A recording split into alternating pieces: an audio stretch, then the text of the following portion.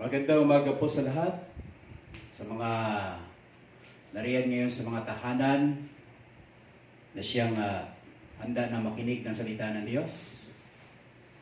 Nawa ay nasa mabuti kayong kalalagayan sa umagang ito. Pakibati yung ating mga katabi. Good morning and God bless you. Amen. So bago po tayo magpasimula sa ating pong mensahe, tayo pong lahat ay yumuko at tayo po'y manalangin. Mapagpala namin Diyos, maraming salamat po Diyos sa umagang ito, sa napakagandang umaga na siya pinagkaloob mo sa bawat siya sa amin. Na sa umaga ito Diyos, maraming salamat sa pagkakataon Panginoon na kami ay makinig ng iyong banal na salita Panginoon. At pagpalain mo Diyos, ang bawat isa, ang mga nasa tahanan sa ngayon, na siya Panginoong handang sumamba at magpuri sa iyo at handang makinig ng iyong banal na salita, Panginoon. Pagpalain mo, ingatan mo ang bawat isa, takpan mo ang bawat isa ng iyong banal na dugo, bawat pamilya, Panginoon, bawat miyembro, Panginoon, ng Glorious Mind International Ministry. I-bless mo, Panginoon, ang iyong lingkod sa umagang ito, Diyos, na siyang instrumento mo, gagamitin mo upang maihayag ang iyong mga salita, O Diyos, sa iba't ibang sulok, Panginoon, Lord, maging sa lugar ng Pilipinas. Kaya sa umaga ito, O God, hiling po namin ang iyong inspiration, ang iyong gabay sa pamamagitan ng banal na Espiritu, na siya, Panginoong, magbigay sa amin ng kaunawaan upang maunawaan namin, Panginoon, ang maihasik, maihayag, Panginoon, Lord, na salita o mga salita ng galing, Panginoon, sa iyong banal na kasulatan. Pagpalain mo siyang ang iyong lingkod na gagamitin. Thank you, Father, for everything for this day, O Father God. Lord, from the start of this message, O Father God, up to, Lord, the end, that your presence, your Holy Spirit, will guide us and let your blood be shed upon us. Surround us, Lord God, with your walls of fire. And I declare that this morning, O Father God, Lord, your victory, Lord God, will continue to flow from the beginning up to the end. We praise you and magnify, Lord God. In Jesus' name we pray. Amen and amen. Sa umaga po ito ay nais ko pong ibahagi ang salita ng Diyos. At naalaala ko yung ating topic last Sunday na ang pamagat po ay lockdown at the wrong place. Kaya tinutukoy po roon yung ating pong pananatili sa ilalim ng presensya ng ating Panginoon. Habang po tayo ay nakakaranas po ng tinatawag nating quarantine o lockdown, tayo po habang nanatili po tayo sa ating mga tahanan, tayo po ay nananalangin, tayo po ay patuloy na sumasamba sa Diyos at tayo po ay patuloy nagbabasa at nagbubulay-bulay ng kanyang salita. Sa umagang ito ay nais ko pong ibahagi ang mensahe na may pamagat na spiritual distancing and self-quarantine. Sa James chapter 4 verse 7 to 10, ito po yung ating mababasa. James chapter 4 verses 7 to 10, ang sabi ng Bible. So handa po natin ating mga Biblia at buksan po natin sa Aklat ng Santiago o James chapter 4 verse 7 to 10. Ang sinasabi ng Biblia, nasabi, submit yourselves then to God. Resist the devil and he will flee from you. Verse 8. Sabi sa verse 8, come near to God and he will come near to you. Wash your hands, you sinners, and purify your hearts, you double-minded. Verse 9, grieve, mourn, and wail. Change your laughter to mourning and your joy to gloom. Last verse, verse 10, humble yourselves before the Lord, and He will lift you up. May God bless upon the reading of His holy word. Alam po niyo sa kabila ng pananalasa ng COVID-19, o coronavirus sa mundo, may mga meron mga magandang lesson o leksyon hatid ito sa bawat tao. So, nung una, karamihan sa ngayon ay natutong tumigil sa bahay dahil sa tinatawag nating lockdown. Pangalawa, yung mahilig doon sa nightlife, mahilig lumabas sa gabi, ay dahilan sa curfew, nanatili doon sa bahay. Alas 7 pa lang, nariyan na sa bahay. Yung hindi sanay na maghugas ng kamay bago kumain, o hindi sanay na maligo, ay lagi na ngayong naghuhugas ng kamay at nag-aalkohol pa. At araw-araw naliligo. And then, yung mahilig sa barkada, natuto ng mag-social distance. Okay, so, ibig sabihin, hindi na masyadong nagbabarkada. Ngunit sa umagang ito, alam po ninyo, ang pinakauso ngayon, yung pinakamahigpit na pinapatupad ng pamahalaan sa ngayon, ng gobyerno, ay upang hindi mahawa na tinatawag nating coronavirus, ay yung social distancing at saka yung self-quarantine or personal or physical hygiene. Yun po ang isa sa mahigpit na pinapatupad sa ngayon upang makaiwas doon sa coronavirus. Ngayon sa spiritual, mayroon din social distancing at self-quarantine. Mayroon tinatawag nating physical hygiene na ginagawa sa Biblia. Doon sa James chapter 4 verse 8 to 10. So ang tawag dito, ang pinaka-total o buod ay walang iba kundi total repentance. Yung pagbabalik loob sa Diyos at pag-iwan sa kasalanan. Yun yung tinatawag nating spiritual distancing at saka yung physical hygiene o personal quarantine na ginagawa. So sa Greek language, meron pong tinatawag nating repentance na binabanggit. Dalawang klase po ng repentance ay binabanggit po sa banal na kasulatan. So unang-una dito, yung tinatawag nating metaneo, no? Metaneo. So metaneo.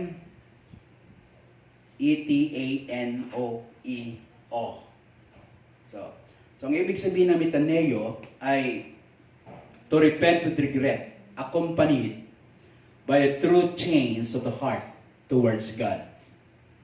So ibig sabihin itong pagsisisi na may kasamang wagas na pagbabago ng puso tungo sa Panginoon. Pangalawa, ito nga metanoia, na ibig sabihin a change of mind from evil to good or from worse to better. So repentance or spiritual distancing or as self-quarantine from sin is God's abrupt mandate to all inhabitants of the earth. Ito yung tinatawag nating abrupt. Ibig sabihin, minamadali ng Diyos na bawat tao dito sa sanlibutan ay magkakaroon ng tinatawag nating pagsisisi. Magkakaroon ng tinatawag nating total repentance. Kung meron tinatawag nating social distancing at saka yung physical hygiene na ginagawa po sa physical, ay meron din sa spiritual na kinakailangan, no? May sasagawa po natin sapagkat ito yung abrupt na mandate ng ating Panginoong Hesukristo na kinakailangan sa panahong ito ay lahat ng tao sa buong mundo ay kinakailangan bumalik loob sa Diyos. Kaya ako'y naniniwala na ito sa panahon ng krisis na ito, sa panahon ng pananalasa ng coronavirus, ang Diyos ay patuloy na nananawagan. Kaya nung nakaraang linggo, binanggit ko po ito doon sa Acts chapter 17 verse 30. Nang sabi po doon, ang panahon ng kahangalan ay pinalipas na ng Diyos. Narito pinag-uutos niya sa lahat ng dako na magsisi silang lahat. Pagdating sa verse 31, sapagkat siya ay nagtakda ng araw ng paghatol. Okay, sa pamagitan ng katwiran at sa pamagitan ng ating Panginoong Kristo. So alam niyo, ang pinaka-deadly o ang nakakamatay na sakit sa ngayon ay unang-una, walang iba kundi ay ang spiritual na sakit. So, ang sabi nga ng Bible, huwag mong katakutan yung papatay sa physical, kundi katakutan mo yung papatay sa iyong spirit kaluluwa. So, ibig sabihin, at tinutukoy rito, wala iba kundi kasalanan. Ito yung tinatawag nating rampant na nangyayari sa mundo sa ngayon. Ito yung virus, okay, na siyang nangyayari sa mundo sa ngayon. Na pag minsan hindi po natin nahahalata, hindi po natin nalalaman na tayo po pala apektado na. O ang buong mundo ay apektado na ng tinatawag nating kasalanan. So ang pinakadidli, walang iba kundi sin. Higit pa sa pandemic na siyang nananalasa sa buong mundong ito. Okay? Higit pa sa tinatawag nating coronavirus. Ito po yung tinatawag nating kasalanan. Okay. So, alam niyo kung anong ibig sabihin ng tinatawag nating kasalanan. So, ang kasalanan po, sa Greek ay walang iba kundi amartia. Ibig sabihin, okay, missing to hit the mark. Ibig sabihin ay ang paglabag sa kalooban ng Diyos. Paglabag sa kautusan ng ating Panginoong Hesukristo. Okay? So, ang sin, kung atin pong babaybayin ang tatlong litrang ito na S-I-N, so ang ibig sabihin nito, Satan Integral Numbness. Satan Integral Numbness. So, ibig sabihin, pinamamanhid ng kasalanan ng buong spiritual na katawan ng tao. So, ibig sabihin, okay, hindi mo nalalaman na yung kasalanan pala ay unti-unti pala, no, na sinasakop. No, pinapamanhid ang buong katawan mo sa spiritual na hindi mo mararamdaman, hindi mo maririnig, at hindi mo malalasahan ang mga bagay tungkol sa spiritual. Kaya ang demonyo po ay gumagawa, pinapamanhid po ang katawan ng spiritual ng tao. So in the Old Testament times, ang isa sa palatandaan ng tao ay makasalanan, ay sa pamagitan ng karamdaman. So ang karamdaman na ito ay tinatawag na ketong. Sa English ay leprosy. Kapag may kitong ka noong unang panahon, ikaw ay makasalanan. Ikaw ay itinuring na makasalanan. So, ang ginagawa sa mga taong may ketong ay inihiwalay, inilalayo mula sa karamihan. So, nagkaroon ng tinatawag nating physical distance mula sa mga tao. Pag ikaw ay may karamdamang ketong. So, ang ketong, sa unang panahon, in the Old Testament, ito pala ay unti-unting pinamamanhid ang buong katawan ng isang tao. Unti-unting pinamamanhid. At kapag ito'y manhid na, unti-unting naaagnas ang katawan ng tao. So ang kasalanan ay parang COVID-19 din. Gradually, pinapahina ang immune system ng tao hanggang sa mamatay. Itong coronavirus. So hindi mo mararamdaman ang mga simptomas sa unang pagkakataon. Malalaman mo na lang, kapag ito'y grabe na, ay bumabagsak ang katawan mo, nanghihina ka. Okay? At darating na lang panahon, hindi mo maiiwasan pag minsan, pag hindi naagapan, bigla ka na lang babagsak. So marami po ang namatay sa tinatawag nating coronavirus. Bakit? Sapagkat hindi po nararamdaman na mayroong mga simptoma. Hindi mararamdaman na meron tinatawag nating affected na. Kaya, ganun din ang kasalanan. Ang kasalanan, hindi mo mararamdaman sa umpisa hanggang sa tuluyan ka ng mabalot na tinatawag nating kasalanan. Hanggang sa hindi mo na mararamdaman, okay, ang iyong kalalagayan na ikaw pala ay lumalayo na sa Diyos. Mararamdaman mo na lang kapag ikaw ay pinalot na ng tinatawag natin kasalanan, ang buo mong katawan sa espiritual. So ang kasalanan ay pinapahina ang spiritual system ng isang Kristiyano. Pinapahina ang kasalanan ang prayer life. Okay? Pinapahina o pinagpalayo ng tinatawag nating kasalanan ang relasyon ng tao doon sa Diyos. At pinapatay ng kasalanan ang ministeryo o ministry ng isang church o ng isang miyembro. Sa James chapter 1, verse 14 to 17, binanggit kung saan nagsimula ang kasalanan, kung paano ito umapekto sa buhay ng isang Kristiyano. So, ang sabi ng Bible sa James chapter 1, verse 14, nasabi, by each one is tempted when by his own evil desire he is dragged away and enticed. So, unang-una na ginagawa po, unang-una po ng simptoma na tinatawag nating kasalanan o spiritual virus, wala iba kundi yung unang-una ay yung tinatawag nating desire. So, ang desire po ay hindi po masama yan. Yan po ay kasama sa paglikha ng Diyos. So, ibig sabihin, ang desire, meron pong tinatawag nating kaukulang bagay na dapat mo nanaisin. So, ang desire, ibinigay ng Diyos.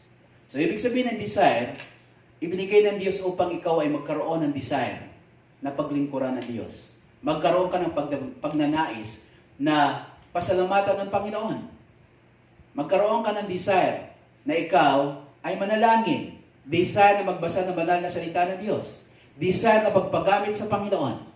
Yun ang purpose ng Panginoon kung bakit ibinigyan ang desire. Ngayon po, kung titingnan po natin, ang desire po ay binanggit po sa Griego na ito po ay epitomia. Ang ibig sabihin ng desire, okay, ay sa word na epitomia ay lust. Lust of the flesh, lust of the eye. Okay? So, bawat isa po sa atin, meron tinatawag nating desire or lust. Lust to worship God, lust to serve God, lust to be used by God in His kingdom. And then, pangalawa, ito yung tinatawag nating temptation. So, alam ng demonyo na meron po tayong tinatawag nating desire. Alam ng demonyo. Kaya, ang demonyo ay pumapasok sa eksena kapag meron kang matinding pagnanais. Okay? Meron kang matinding pagnanais. Ang demonyo ay nag-o-offer na isang bagay, batay sa iyong pagnanais. Halimbawa, nag-desire ka ng yumaman. Ang demonyo ay nag-o-offer ng tinatawag nating oportunidad upang magkaroon ka ng pera sa maling pamamaraan. Ang tawag dito, walang iba kundi temptation. Okay? So temptation sa nahatid ng demonyo at sa kabila ng tinatawag nating temptation, mayroong testing na ginagawa ang Diyos. So ibig sabihin, ang temptation po ay hindi masama. Ang naging masama po kapag ikaw ay napahulog doon sa temptation. Ang ating Panginoon Kristo ay nakaranas din ng temptation. So hindi siya makasalanan. Pero, okay, kahit ng ating Panginoon Kristo ay dinokso. Hindi siya natokso. Kaya hindi siya nagkasala. So ibig sabihin, okay, hanggat hindi ka nagpadala doon sa tinatawag nating tukso ng demonyo, ay hindi ka nagkakasala. Kaya sabi ng awidin, cling not to temptation. Okay? Kaya, pangalawa, temptation. Pangatlo, conception. Ngayon, pag meron kang temptation, pag ikaw ay natukso ng kaaway, ito ay napaprocess sa kaisipan at puso mo at ay iyong kaluluwa. Kapag ikaw ay nahulog doon sa tinatawag nating temptation, sa process ng temptation, okay, ito ay, ang sabi ng Bible, pang-apat, manganganak ng tinatawag nating kasalanan. So, ibig sabihin, unang-una, desire. Pangalawa, temptation. Pangatlo, conception. So, ibig sabihin ng conception, the process of the temptation by the enemy. Pang-apat, birthing. Ibig sabihin, ito ay resulta ng tinatawag nating tukso ng kaaway. Okay? Na nagmumula sa pagnanais. Mula sa puso mo. And then, pagkatapos na ikaw ay natukso, nagkasala, Dahil nadala ka ng tukso ng kaaway, and then ito ay hahantong sa tinatawag nating kamatayan. So parang coronavirus din. Okay? Meron tinatawag nating physical death na bunga ng physical virus. Meron din spiritual death na bunga ng spiritual virus. Walang iba kundi yung sin.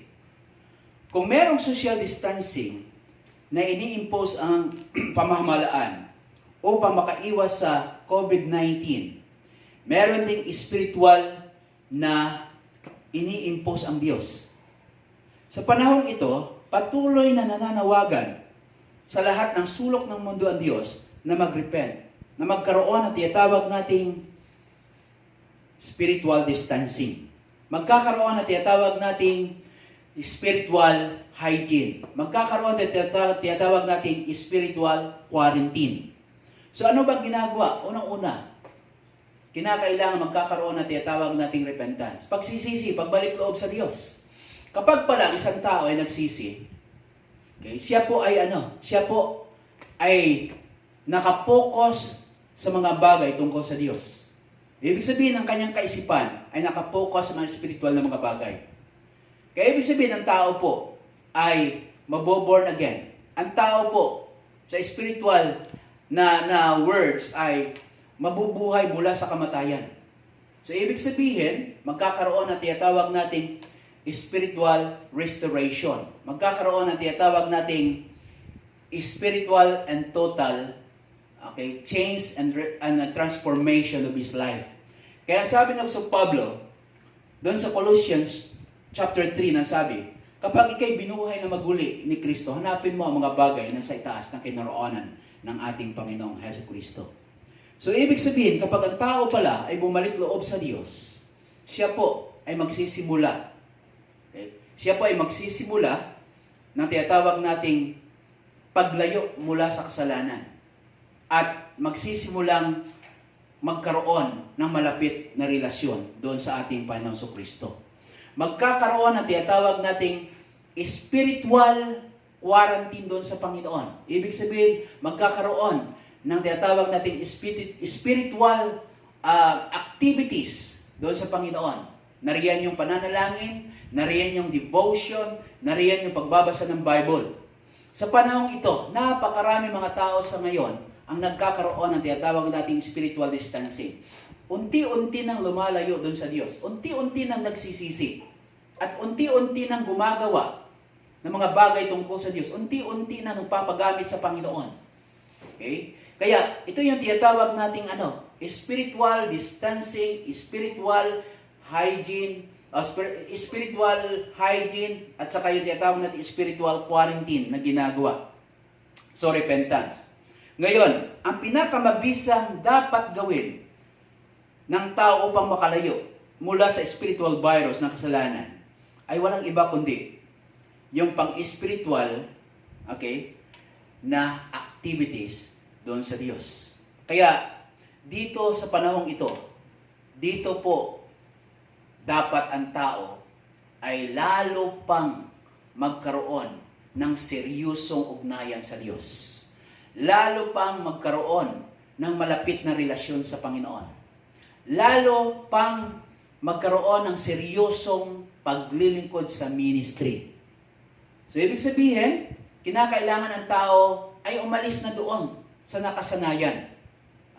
Umalis na doon sa tinatawag nating pagiging backslider o maligamgam na paglilingkod sa Panginoon. 50-50.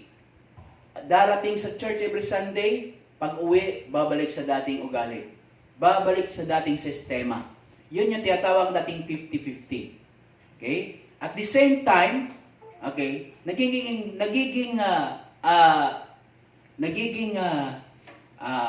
sabihin po natin worship leader, and then paglinggo, ngunit pagdating doon, Lunes hanggang Sabado, nagiging balik doon sa dating kasalanan. So, napakaraming ganon, no? Halos lahat ng tao ay guilty sa ganon.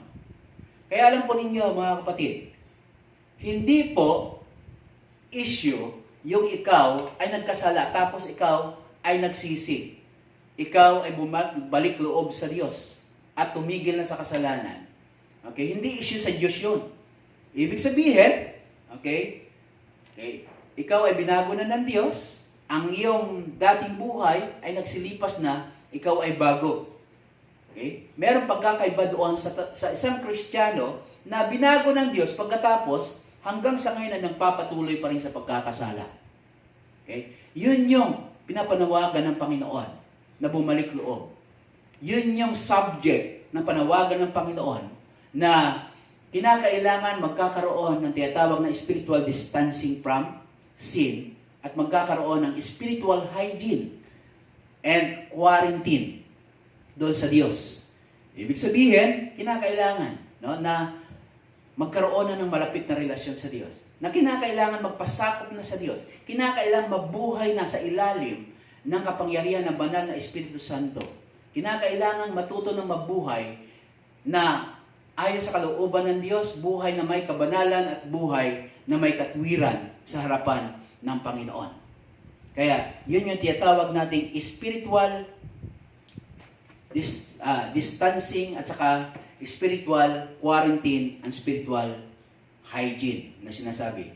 Kaya, ang sabi nga doon, sa James chapter 4 verse 7 ang ating teksto, okay, nasabi doon, unang-una, sa verse 7, always submit yourself to God and resist the devil. Kapag pala ikaw ay nagsasubmit doon sa Panginoon, nagpapasakop sa Diyos, ikaw ay lumalayo mula sa gapos ng kasalanan.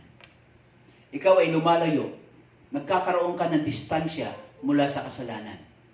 Kapag pala ikaw ay nagpapasakop sa Diyos, ikaw ay nagkakaroon ng spiritual hygiene. Ibig sabihin, okay, patuloy ka na nililinis ng Diyos sa pamagitan ng banal na Espiritu at sa pamagitan ng Kanyang salita. Patuloy kang pinapabanal ng Diyos. Patuloy kang ginagawa ng Diyos na malinis sa Kanyang harapan. Lahat ng iyong ginagawa ay naging malinis. Lahat ng lumalabas sa bibig mo ay naging malinis. At lahat ng iyong mga ugali ay nababago.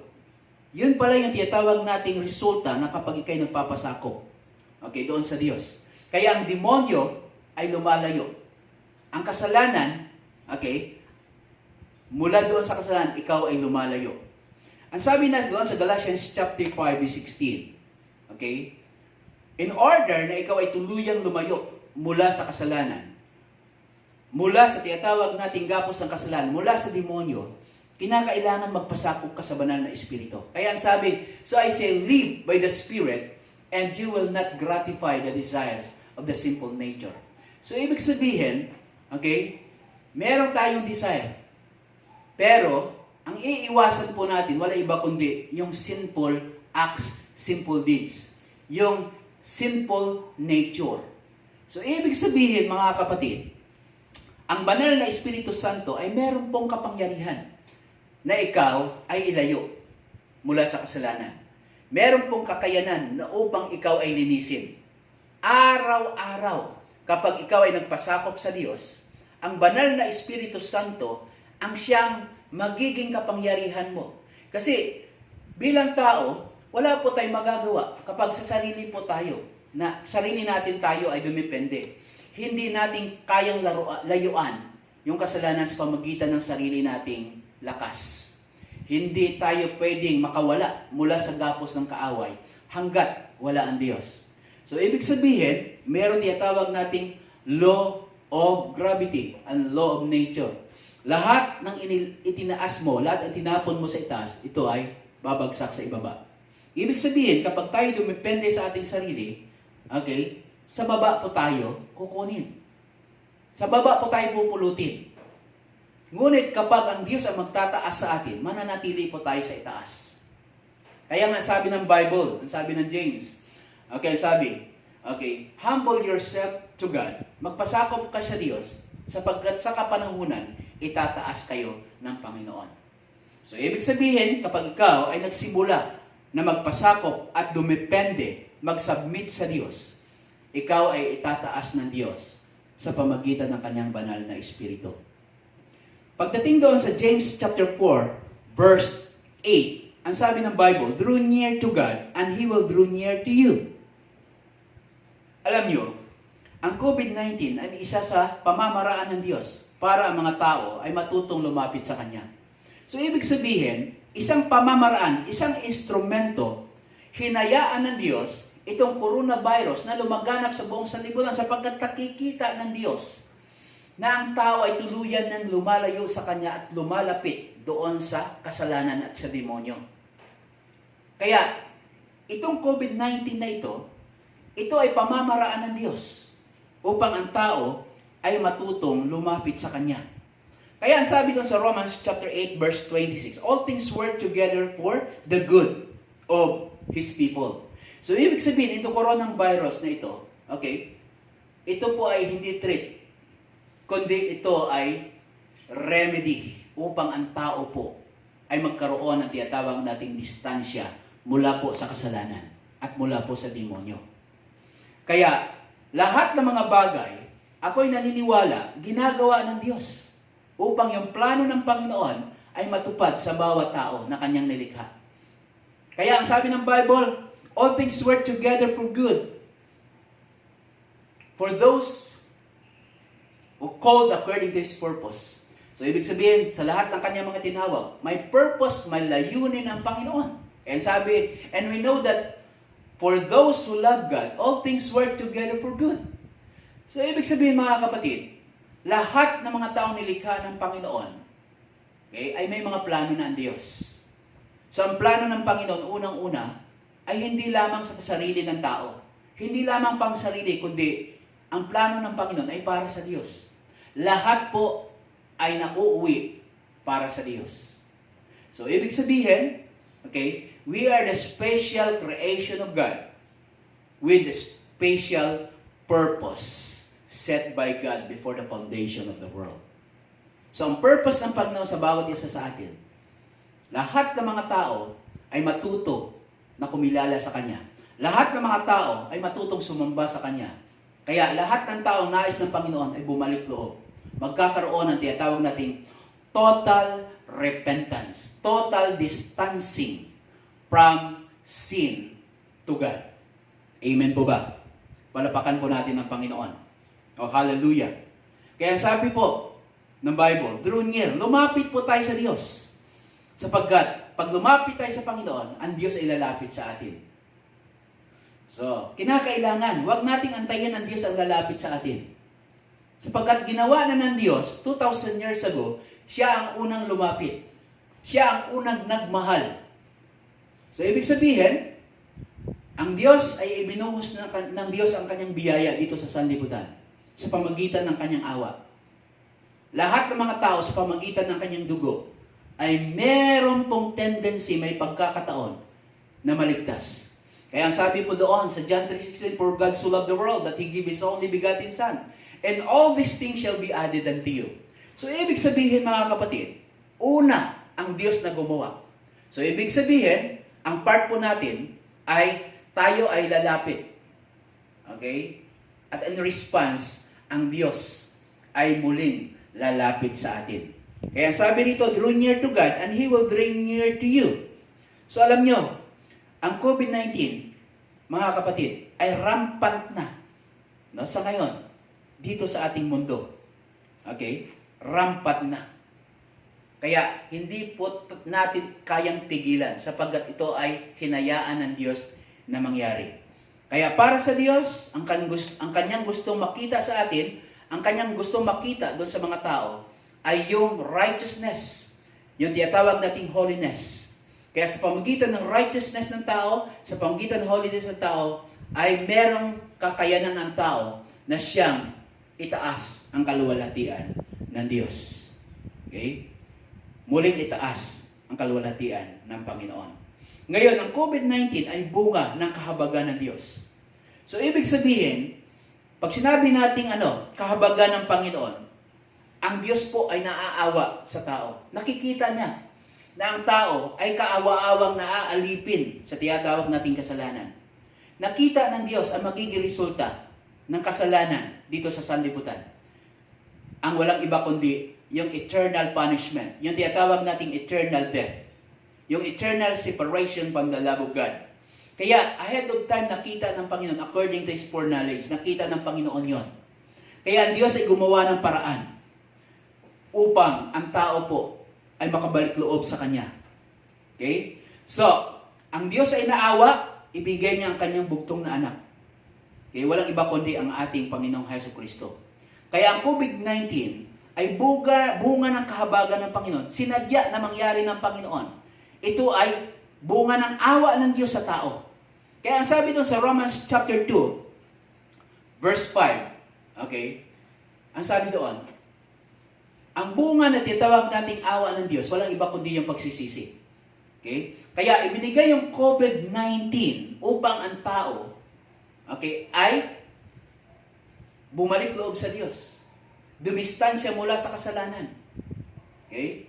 Ito ay bunga na tinatawag nating awa ng Diyos. Kaya sabi, but because of your stubbornness and your unrepentant heart, you are storing up wrath against yourself for the day of God's wrath. So, ibig sabihin, merong tinatawag nating merong bangis, merong galit, matinding galit ang inihanda ng Diyos.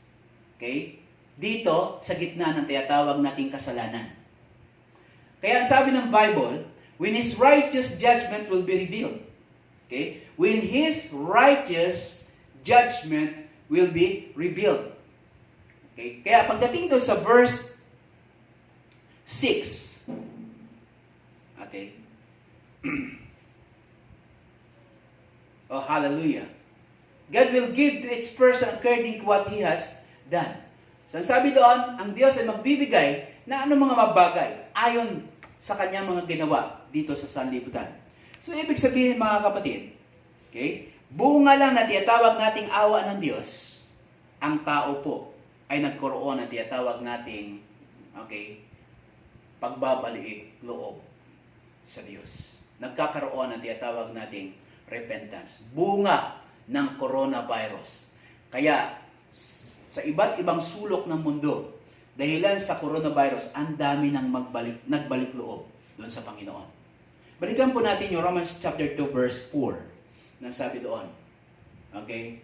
Ang sabi roon sa verse 4, or do you show contempt for the riches of His kindness, tolerance and patience, not realizing that God's kindness leads you towards repentance. Okay? Kaya nung nakita ng Panginoon, sa gitna ng coronavirus, ang tao ay nahihirapan. Lahat ng mga anak ng Diyos nahihirapan. Okay? Naawa ang Diyos. Kaya, ang naging resulta ng coronavirus ay pagsisisi, repentance. Distansya mula sa kasalanan. Kaya, sa China, sa Italy, sa Russia, o sa iba't ibang sulok ng mundo, mabalitaan po natin sa social media na halos lahat, ang dami mga tao, okay, na kumikilala na sa Diyos. Mga tao nagsisisi mula sa matinding kasalanan. Okay? Hatid lang, bunga lang ng tinatawag nating coronavirus. Kaya sa gitna ng coronavirus, merong habag na ibinibigay ang Panginoon. So, ibig sabihin, sinadya ng Panginoon ang coronavirus na siyang mangyari. Para ano? Para ang tao po ay magkaroon ng pagsisisi. Total repentance. Amen po ba? Amen? Okay? So, the moment you keep distance from sin, ano ang mangyayari? Okay? You yourself is drawing near to the Lord. Kapag ang tao po ay lumalayo pala mula sa tinatawag nating kasalanan at nakaalis mula sa gapos ng demonyo, siya pala ay lumalapit doon sa Diyos. Ibig sabihin, nagkakaroon ng tinatawag nating intimacy. The moment na ikaw ay lumalayo mula sa kasalanan, magkakaroon ka ng tinatawag nating spiritual hygiene. Nagkakaroon ka ng tinatawag natin self-quarantine. Ibig sabihin, you are, okay, humbling yourself under the power of Holy Spirit. You are depending to the power of Holy Spirit. You are living under the power of Holy Spirit. Okay? Nangyayari pala, okay, ang close relationship with God. Ang tawag dito, intimacy. Kaya, habang ikaw ay lumalayo mula sa kasalanan, ikaw ay lumalapit doon sa Diyos. And the moment you keep distance from the Lord, you are drawing near to Satan and sin. Sa panahon na ikaw ay lumalayo naman sa Diyos, likewise, in vice versa, kapag ikaw ay lumalayo sa Diyos, ikaw ay lumalapit naman sa kasalanan. Ikaw ay lumalapit naman sa demonyo. So, ibig sabihin, kapag ikaw ay lumalayo unti-unti sa Diyos, unti-unti na pinapatay ng demonyo ang iyong spiritual system. Unti-unting sinasara ng demonyo lahat ng iyong spiritual senses. Hindi mo na makikita yung mga bagay na spiritual. Hindi mo na mararamdaman ang presensya ng Diyos. Tinatamad ka na magbasa ng Bible. Okay, sapagkat hindi mo na malalasahan ang mga salita ng Panginoon. Pinapatay ng demonyo, okay, ang sistema sa spiritual ng buhay Kristiyano. So, ibig sabihin, darating ang panahon na ikaw ay tuluyan ng lumayo sa Diyos. Okay? Ang sabi dito, ito tinatawag nating spiritual death. Spiritual death. Okay? Kaya yun tinatawag nating bunga ng paglayo mula sa Panginoon. Okay? So sa verse 8, ang sabi doon, okay, cleanse your hands. James, okay, doon sa aklat ng James, no? Chapter 4, verse 8, nasabi dyan, come near to God, and He will come near to you. Wash your hands, you sinners, and purify your hearts, double-minded. So, ibig sabihin, mga kapatid, ang sabi dito, cleanse your hands, purify your hearts. It talks about sanctification. Okay? So, ano ba itong sanctification? And how to be cleansed? How to be sanctified? Ang sabi doon sa Romans chapter 6, verse 19, ang sabi dito, in order for you to be cleansed, in order for you to be sanctified, in order for you to be purified, ang sabi, present yourself as slaves to righteousness, leading to sanctification. Romans 6, verse 19, ang sabi diyan. Okay, babasahin po natin, ang sabi sa ASB version, I am speaking in human terms because of your natural limitation. For just as you once presented your members as slaves, ibig sabihin, members of your body, slaves to impurity and to lawlessness, leading more lawlessness. Okay? So now, present your members as slaves to righteousness, leading to sanctification. So, ibig sabihin, kapag ikaw ay nagpapaalipin sa tinatawag nating karumihan, nagpapaalipin ka sa kasalanan, okay? Ito ay hahantong sa matinding kasalanan.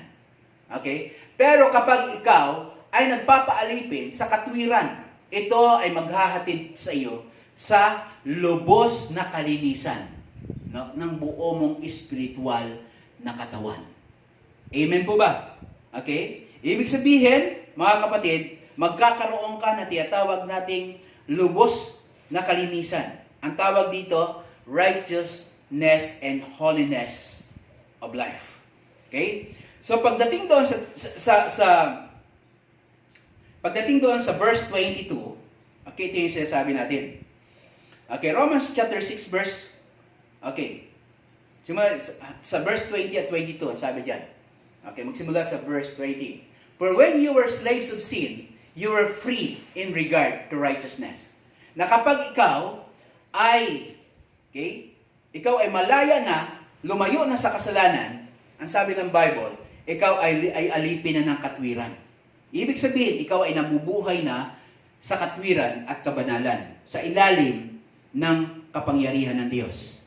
So, keep distance, set free from Satan's integral numbness or sin. Okay? Make yourself become slave of God. Every day, kinakailangan. Every day, kinakailangan. No? Kinakailangan na ikaw ay Ikaw ay magpalinis sa Diyos. Kinakailangan ikaw ay magpaayos sa Panginoon.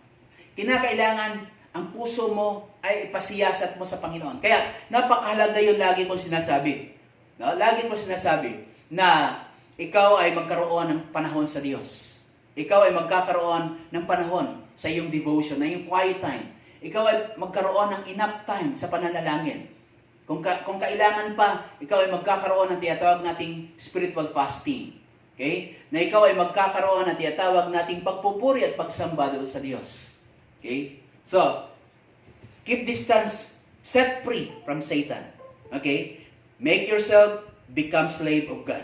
Kinakailangan magpaayos ka sa Diyos, magpailalim ka sa Panginoon.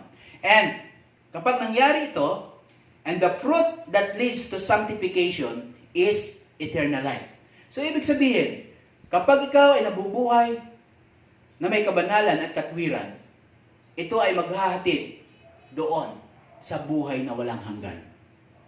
Ibig sabihin, kapag ikaw ay nilinis na ng Panginoon sa pamagitan ng kanyang salita at sa pamagitan ng kanyang espiritu, okay, ang tawag sa iyo ay sanctified.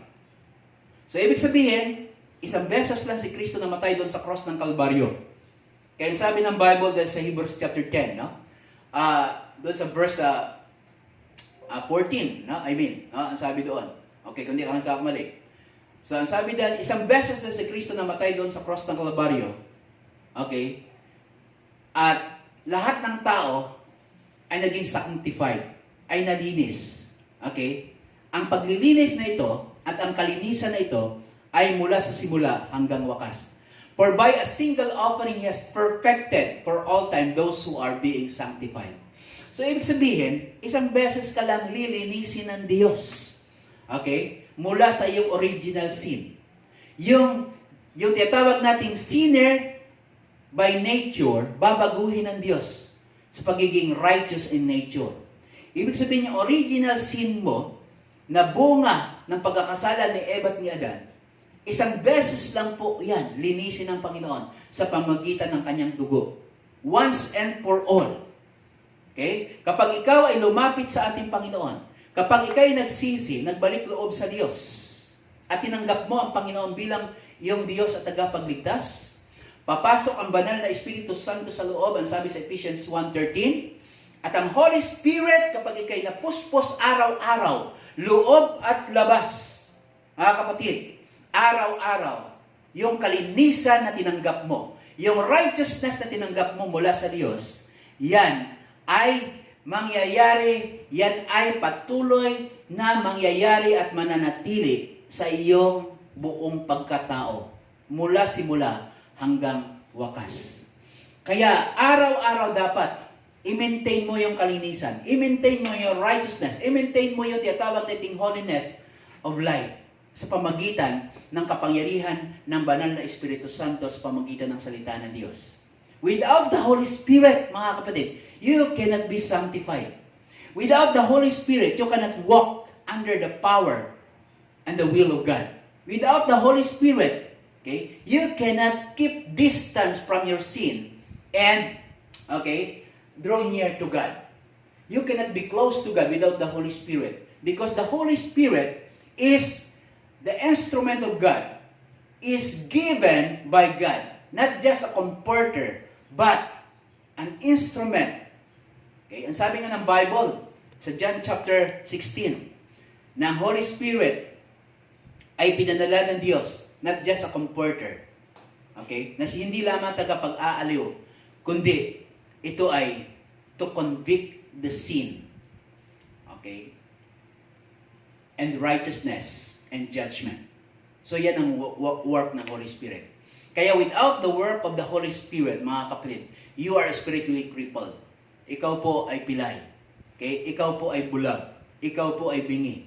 Wala kang kakayanan. Okay? Na maglingkod sa Diyos. Kaya sa umaga pong ito, okay? Ito po yung spiritual distancing na ginagawa. Spiritual purification or self-quarantine or spiritual hygiene na ginagawa. Ito yung tinatawag nating repentance and sanctification. Okay? Kaya sa pamagitan ng tinatawag nating banal na espiritu, ilalayo ka ng Panginoon mula sa pagkakasala. Ilalayo ka ng Panginoon mula sa kasalanan. Okay? Kaya kapag ikaw ay sanctified na, mga kapatid, it leads to eternal life. Ang sabi sa Bible, James chapter 4 verse 9 to 10. Sa 9 on. Okay. Hallelujah. Balikan po natin. Okay, James chapter 4. Oh, hallelujah. Kaya, grieve, mourn, and wail. Change your laughter to mourning and your joy to gloom. So, sabi ng Bible, okay, ito ay tumutukoy sa tinatawag nating repentance. Okay? Nasabi, grieve, mourn, and wail. So, ibig sabihin, okay, magiging malungkot ka sa kalagayan mo kapag ikaw ay hindi pa lumalayo sa kasalanan. Magiging malungkot ka sa kalalagayan mo kapag kahit ikaw ay Kristiyano, hanggang sa ngayon ay nabubuhay ka pa rin sa pagkakasala. Patuloy ka pa rin na nagkakasala. Okay? So, malungkot ka. Okay? Ibig sabihin, ay talagang kinakailangan na ikaw ay magiging ang tawag dito ay kinakailangan ilagay mo ang sarili mo sa matinding kalungkutan. Okay? Ibig sabihin, ilagay mo ang sarili mo sa matinding pagsisisi. Okay? Doon sa kasalanang iyong ginawa. Kaya pagdating doon sa verse 10, nang sabi, sa verse 10, humble yourselves before the Lord, and He will lift you up. So, ibig sabihin mga kapatid, kinakailangan magpasakop ka sa Diyos. Kunin mo ang awa ng Diyos. Kunin mo ang biyaya ng Panginoon. Okay? Kinakailangan dumepende ka sa banal na Espiritu. Okay? In order na ikaw ay magkakaroon ng tinatawag nating spiritual distancing from sin. Magkakaroon ng tinatawag nating spiritual hygiene. Okay? From your sin. Kinakailangan magkakaroon ng tinatawag nating spiritual quarantine. Kaya sa umaga pong ito yung mensahe ng Panginoon. Sa gitna po ng tinatawag nating COVID-19, at the same time, merong tinatawag nating spiritual na pamamaraan ng Panginoon upang makaiwas po sa tinatawag nating spiritual virus. Okay? So yung spiritual virus, ito ang matinding problema ng sanlibutan ngayon. Ito yung matinding karamdaman ng sanlibutan sa ngayon. Ito yung tinatawag nating kasalanan. Ang demonyo ay patuloy na naghahasik ng tinatawag nating integral numbness sa lahat ng sulok ng mundo. Kaya ang Diyos ay patuloy na nananawagan, mga kapatid. Kaya sa umaga nga ito, in order na tayo po, malalaman natin kung ano ang kalooban ng Panginoon, kinakailangan tayo po ay patuloy na lumapit sa Diyos. Tayo po ay kinakailangan magkakaroon ng intimate relationship with God.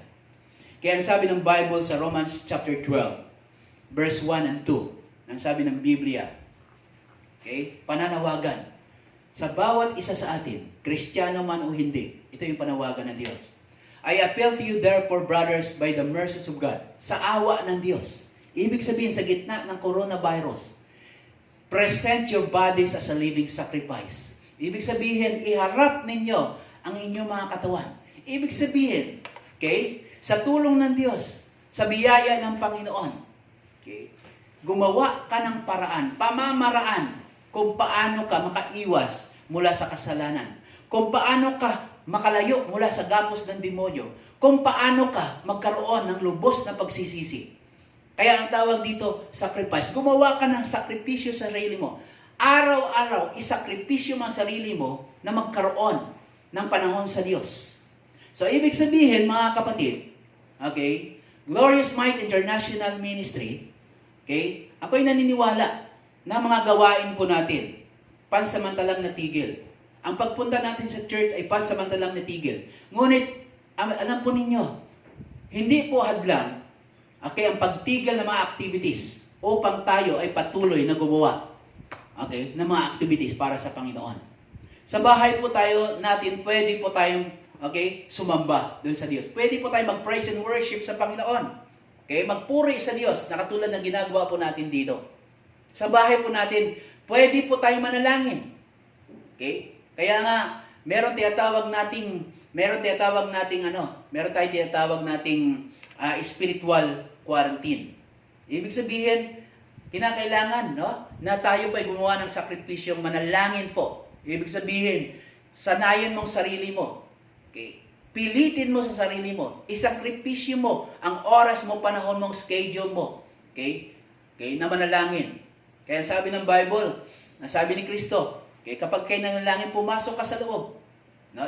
Ilak mo yung pinto at ikay manalangin doon sa Diyos, sa iyong Ama. So, ibig sabihin, sa bahay, lalo tayo merong panahon na gumawa ng activities para sa Panginoon. Lalo tayo magkakaroon ng tinatawag nating panahon sa pagsamba, sapagkat wala po tayong mga ginawa, wala po tayong trabaho. Lalo po tayo manalangin, makapanalangin doon sa Diyos, kasi wala po tayong ibang iniisip, wala tayong pinupuntahang trabaho. So, ibig sabihin, okay, sinadya ng Panginoon, isa pang dahilan kung bakit merong coronavirus, kasi gusto ng Diyos na tayo po ay magkaroon ng personal na activities doon sa Panginoon, upang magkaroon ng personal na relasyon doon sa Diyos. Okay, upang magkaroon ng restoration of our personal activities to God. Restoration of our personal relationship with God. So, makapag-pray po tayo, makapag-worship po tayo doon sa Diyos. Okay? At the same time, makapag-fasting po tayo sa Panginoon sapagkat nariyan lang tayo sa bahay po natin.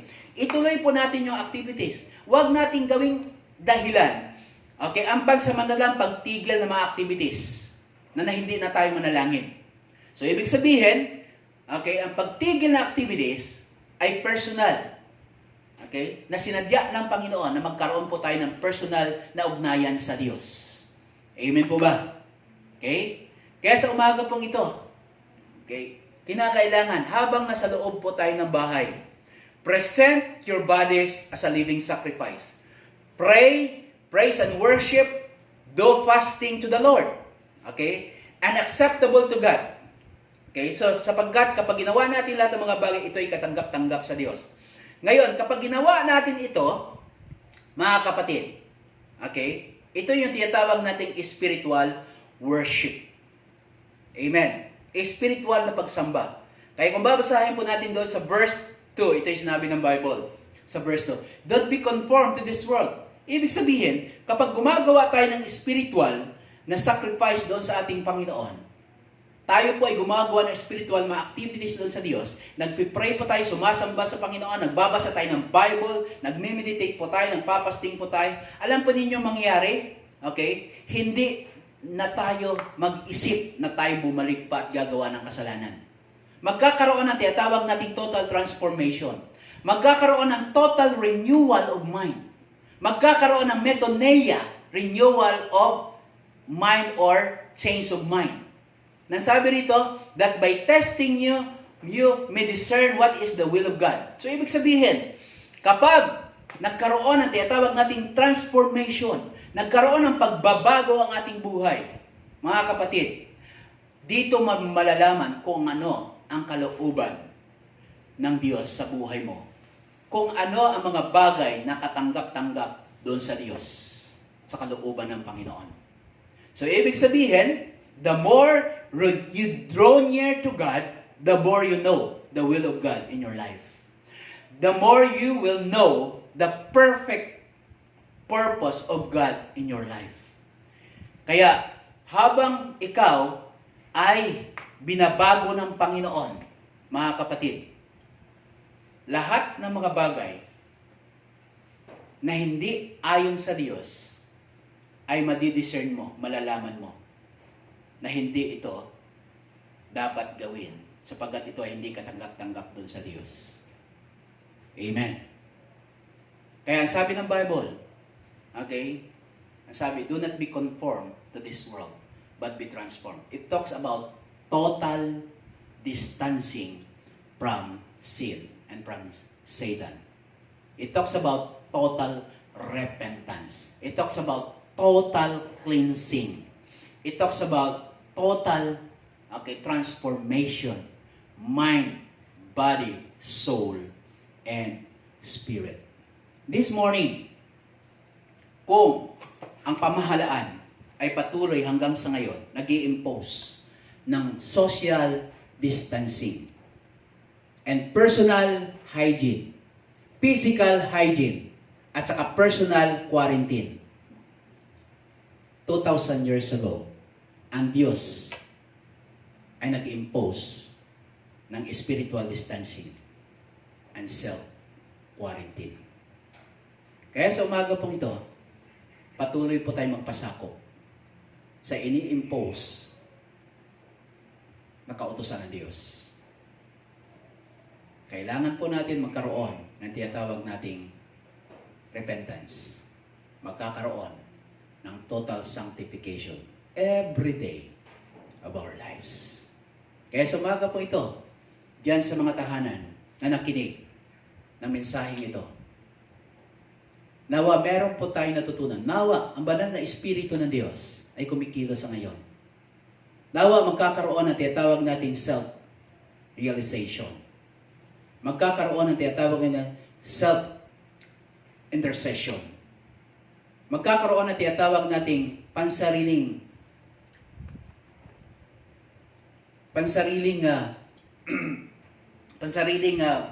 pag-analisa sa sarili po nating puso at kaisipan. Okay? Kaya sa umaga po ito, tingnan po natin, i-analyze po natin ang ating buhay. I-analyze po natin ang sarili po natin. Sa umagang ito, buksan po natin ang puso po natin at sabihin mo sa Diyos, Lord, search my heart. Ipasiyasat mo ang puso mo sa Diyos. Alam po ninyo, walang natatago sa Panginoon. Walang sekreto na hindi pwedeng ibunyag ng Panginoon. Walang sekreto na ito'y manatiling sekreto. Kaya sa umagang ito, walang sekretong kasalanan na hindi magbubunga ng kamatayan. Kaya sa umaga po ito, sa awa ng Diyos, okay, bunga na tinatawag nating naranasan nating krisis sa ngayon, sinadya ng Panginoon, upang tayo po ay magkakaroon ng self-realization. Magkakaroon ng tinatawag nating self-searching. Kaya sa umaga po ito, kapag ikaw ay Kristiyano, na hanggang sa ngayon na nagpapatuloy pa rin sa pagkakasala, nasa ministry ka man o wala, pastor ka man o miyembro, okay, ito yung sinasabi ng Diyos. Keep distance from your sin and Satan. Draw near to God. Repent and sanctify yourself. Draw near to the Lord. Para sa mga pastor ngayon, ito yung ini-impose ng Diyos. Kinakailangan tulungan natin ating mga miyembro. Kung kailangan i-review, pag meron po tayong nalaman ng mga ginagawa na hindi tama, okay, we have the authority and power to impose spiritual distancing from sin and spiritual sanctification. Huwag tayo magpapakabait. Malapit ng pagbabalik ng ating Panginoon Kristo. Kundi kinakailangan, use your authority as a pastor. Rebuke. Check your members. And this morning, maraming salamat po sa bawat isa. Sa lahat po nakikinig. Thank you po. Maraming salamat. At sa umaga pong ito, habang po tayo ay nariya sa ating mga tahanan, tayo po ay tumayo. At tayo po ay lumapit sa Diyos. Itaas mo lang ang kamay mo bilang tanda ng pagsuko doon sa Diyos. Lahat ng mga bagay na hindi kalooban ng Diyos, isuko mo sa Panginoon. Buksan mo ang puso mo ngayon, ipasiyasat mo sa Diyos. Hallelujah. Hallelujah. Kaya nais ko pong habang po tayo ay nakatayo, habang tinataas mo ang iyong kamay, ang Diyos ay nananawagan. Ang Diyos ay nananawagan. Draw near to Him. Cleanse your hands. Sanctify yourself. Repent. Buksan mo ang puso mo lang sa Diyos at sabihin mo, sumunod ka lang sa panalangin. Habang tinataas mo ang kamay mo. Panginoon, sa umagang ito, tinatanggap kita bilang aking Diyos, Panginoon, at tagapagligtas ng aking buhay. Pumasok ka sa akin. Linisin mo ako sa pamagitan ng iyong dugo. Tanggapin mo ako bilang anak. At sa umaga ito, Panginoon, ikaw na ang magiging Diyos ko. Ikaw na ang magiging Panginoon ko. Ikaw na ang aking susundin. Maraming salamat, O Diyos, sa iyong mga salita. Salamat po, Panginoon, sa awa mo at habag. Salamat po, O Diyos, sa katwiran at kabanalan na inihanda mo para sa akin. Kaya sa umagang ito, Panginoon, mula sa ngayon, mula sa oras na ito, ikaw ay aking paglilingkuran. Ikaw ang aking pagsisilbihan. Ako, Panginoon, ay magiging instrumento mo sa kabanalan at katwiran. Salamat po, O Diyos, sa pangalan ni Jesus. Amen. At doon naman sa mga Kristiyano na hanggang sa ngayon, ay nasa gitna pa rin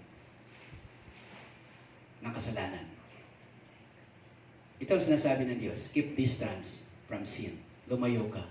Draw near to God. Repent. Confess your sin. Ang sabi sa 1 John 1:9. God is faithful to forgive and cleanse whatever iniquity that we have done against Him. Kaya sa umagang ito, taas mo na ang kanang kamay mo. Sumunod ka sa panalangin. Panginoon, maraming salamat sa mga salita mo. Salamat, O Diyos, sa iyong awat habag. Salamat, Panginoon, sa mga salita na ito, Panginoon, ang siya naging instrumento, ang siya naging dahilan, na siyang kumilos sa puso ko sa pamamagitan ng banal na Espiritu, na iiwan ang kasalanan, bumalik loob sa iyo. Lord, gawin mo muli ako instrumento. Gamitin mo ako muli, Panginoon, sa iyong kingdom. Salamat po, O Diyos, at patuloy mo linisin ang aking buong pagkatao, loob at labas. Salamat po, Panginoon, sa pangalan ni Jesus. Amen. Maraming salamat po sa umagang ito sa ating pakikinig at nawa po, meron po tayong napulot ng mga bandang bagay at meron po pagbabago sa ating kaisipan, sa ating puso. Maraming salamat po. Magandang umaga po sa lahat.